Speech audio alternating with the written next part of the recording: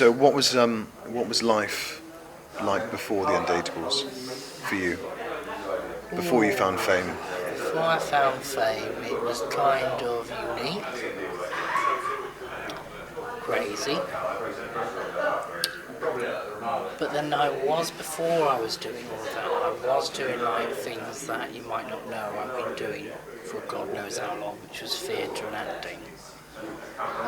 But I kind of done that as like little small things to then become good big things. So, and how things led out was I kept getting asked to do theatre, and I said, okay, when I'm free, when I've got more time to, and I always said no all the time.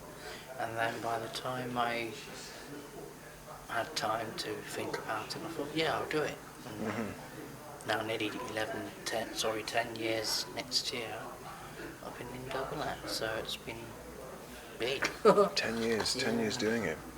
See, a lot of Well, I had a year off. a lot of viewers that had just come across you on the Undateables wouldn't never realised that beforehand. You were there on stage and these different kind of characters, and but you said you did the whole acting thing beforehand. Was that a character on screen, or was that Shaine? That's really me. Because I thought, would it be me? Would it be? How would I do it? And I just thought it would just be me, because I asked lots of friends and family saying, well, just be yourself. As it's a dating show, but more of a dating documentary, I thought, well, be yourself, because you've got to be yourself when you're going on a date. For God's sake, you can't be somebody else, can you? So, what did you? Beforehand, when they approached you and said, do you want to take part in the project, did you have any kind of reservations? Did you jump on board straight away, or did you you had to think about it and get back to them? Both. Mixed feelings and mixed emotions, and thought, wow, this should be good. And then thinking, well, I do want it to go well, and I don't want it to go wrong, so we'll see how it goes. So I thought, well, let's do it. Let's see how it develops, and that, I don't want to be well known for it all, but I would like to see how the whole presentation, the features, the look of it, the way the show is developed, and the creative style, and the flair, and the fun, and how it goes and develops into the real shabam, the real piece itself. And you had a ball doing it. You had a ball doing it. You had lots of fun doing it. Yeah, lots of fun. It was a really nice feeling to work with a channel that I usually watch a lot of Channel 4 sometimes, and other programmes, and it's good to see what they can do to actually give people awareness of disability or not, or anything, a wide variety and range, so it's good to see. What have you got? Any kind of behind the scenes secrets? Any kind of was there? I know we touched on this before I turned this on, but any outtakes and any bloopers that they could have used but they didn't? There were quite a few. Pigeons were one of them. Pigeons? Pigeons when I'm on the beach, when I'm rehearsing. A pigeon would come next to me, flap their wings, not send a deposit or anything, but they would irritate me when I'm trying to write a pen. They'd knock me, pen off me hand, and sometimes they'll start flying about, and then one pigeon landed on my head before the cameras were rolling, so it was kind of, get off. So it's like I was like someone's pirate, looking out for seagulls and stuff, which still on my blooming nerves. But then finally, when they decided to walk backwards and then do more film scenes from afar, then the pigeons decided to clear off. But no, it's good. So he didn't let rip on your shoulder or anything, no? Thank God for that. no. I would have not been Happy Bunny. There was quite a few in the first series with dates with the kind of the speed dating I did in London, and there was somebody I did like. I thought, ooh, my cup of tea, I like her. But then the first one, she didn't like me. And she said, I don't like you. You're not my cup of tea. So I said, that's fine. She was that kind of honest straight away and that blunt with you. Very blunt, boom boom. But I thought, well, okay, I might like you, but you know, you sound my cup of tea, but you're an adventurous lady, but you're obviously too rude. And I thought, okay, so she put it there, you know, and thought, okay, yeah. So I said, well, if you're going to talk to somebody else in a minute, be a bit more nicer, dear.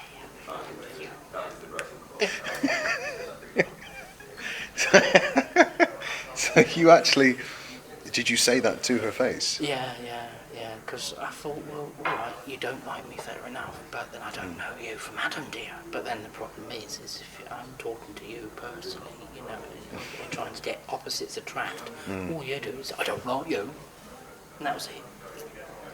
And I thought, Rude. Ever so rude. So that's why I said, well, yes, my dears, but kindly not be so blasted blunt. You know, be a bit more, okay, fair enough. Do you remember her name? No. No. Well, there you go. You know, it's. It was a very nice name, but I can't remember it though. From Adam, it was trying your pocket. Olivia, perhaps. Something like that, yeah. Cassandra. Yeah, I think that kind of name. Yeah, you know, some kind of mad Roman goddess or so. So behind the scenes in general, you didn't kind of when they were filming you, did you get to see any of the Footage, any of the material before they actually hit the screens, or? Some of it. The first bit, not as much, but then the second series, yeah. Yeah. But I was asked to have a look, and then they came over to see the edited version before it's aired, and yeah, everybody liked it. Some of my carers thought, wow, we like it, it's brilliant, Shane, you've done a terrific job after all those months.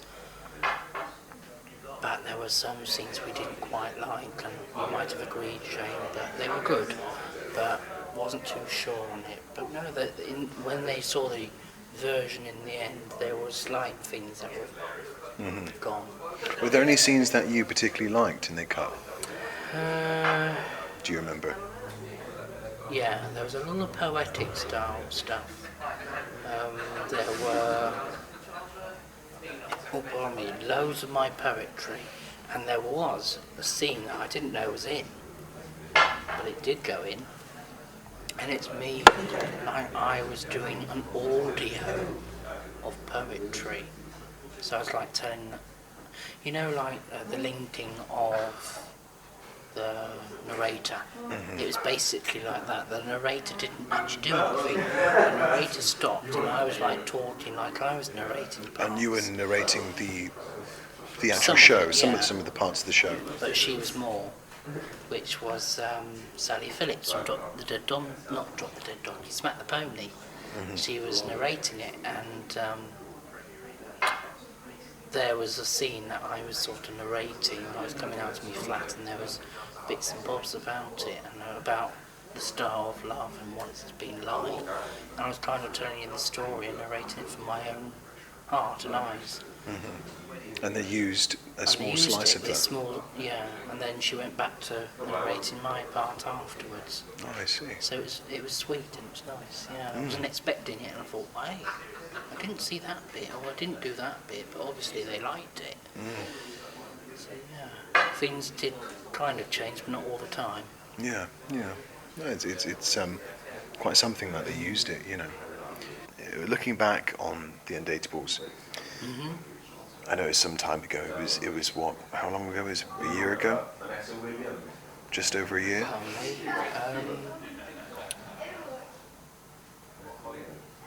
Which one? The second one, the return. It is a second, yeah. Yeah, it is A year. a year, yeah.